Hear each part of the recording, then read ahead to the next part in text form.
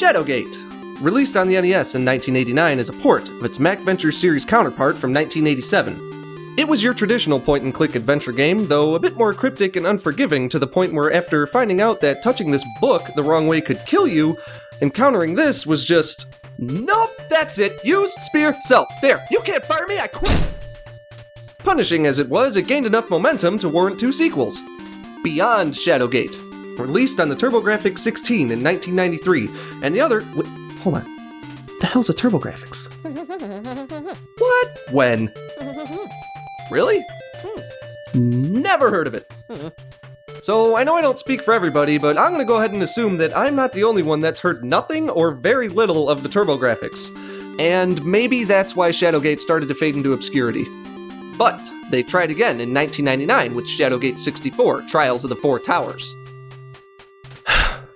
It wasn't that good. While Shadowgate faithfuls found it to be entertaining, it was not a commercial success and therefore losing whatever momentum it had from the NES version. And speaking of which, little did anybody know, shortly after its release in 1989, it withdrew to a mountain retreat to observe the gaming landscape from a distance, waiting for the right moment to return.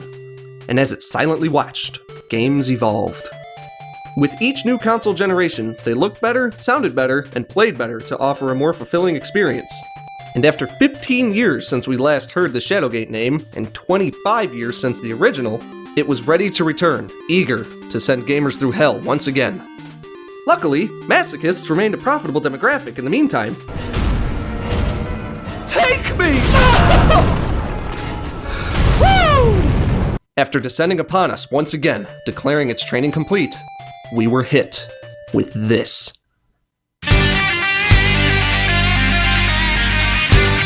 That's what I'm talking about!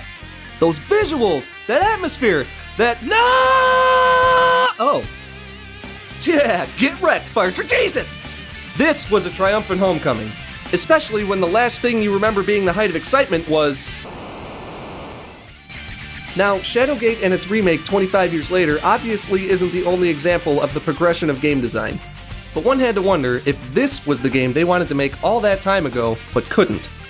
And how many games would have been made even better if only they could. Let's have a look at the Nintendo 64 era. I was 10.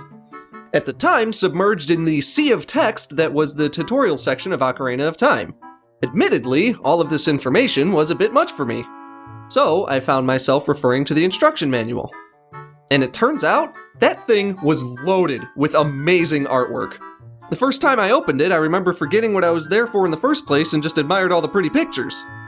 They were gorgeous! After taking in all of that, I remember looking back at the screen and thinking, wow! That's a shame! This cry for help can be seen everywhere.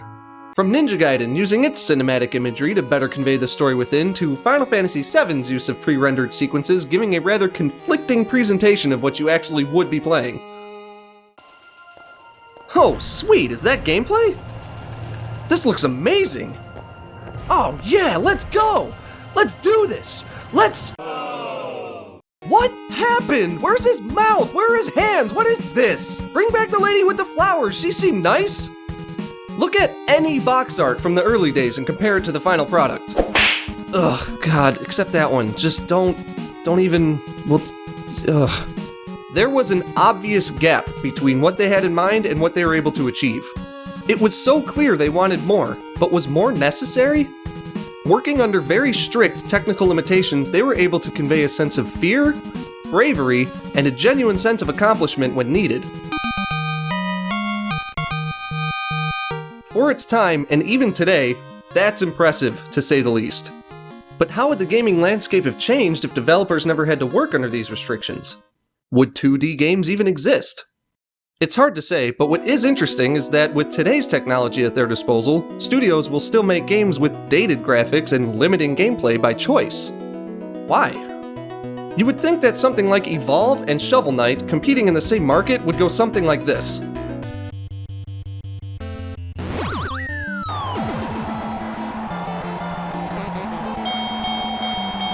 But it doesn't. These two very different approaches to game design can stand as equals in the same space. How is that possible? This strange phenomenon can't be spoken for other forms of media. Perhaps with a few exceptions, you'd be hard-pressed to find a good reason to record new music using old or outdated equipment. Or, God help you, have to hand-write each copy of Game of Thrones ever sold. So why do video games get away with this? Some may say it's a nostalgia-fueled longing for days gone by, but I think it's something else. It says a lot that development and success of these games continued well past their prime.